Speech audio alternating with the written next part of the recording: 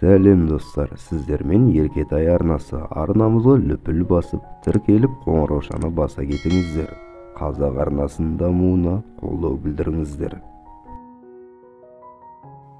Қарапайым диқаншы жыл сайын күзге салым болатын жүгері конкурсына қатысып, ылғи бас жүлдені жеңіп алатын.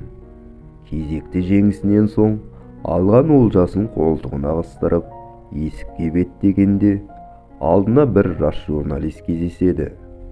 Кешіріңіз, сіз өз жүгеріңіздің жақсы тұқымдарын көршілеріңізбен бөліседі екенсіз. Бұның сыры неде? Олар сіздің бәсекелестеріңіз емес пе? Дейді бірден сұраққа көшіп. Сонда диқаншы, сіз егін ұрықтанатын уақытта жел оның тозаңдарын алып, бір алқаптан екінші алқапқа ұшырып апаратын білмейтін бедіңіз.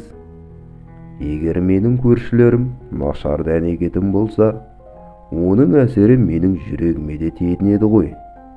Сол себептен жақсы өнім алу үшін көршілеріме ең жақсы тұқым беремін, дейді. Қарапайым диқаншы өзі жеңіске жету үшін қара басын ойламай, өзгелерді де сүйрей тарту керек екенін жақсы түсінеді. Жеке адамның бақыты көпшіліктің бақытымен болады.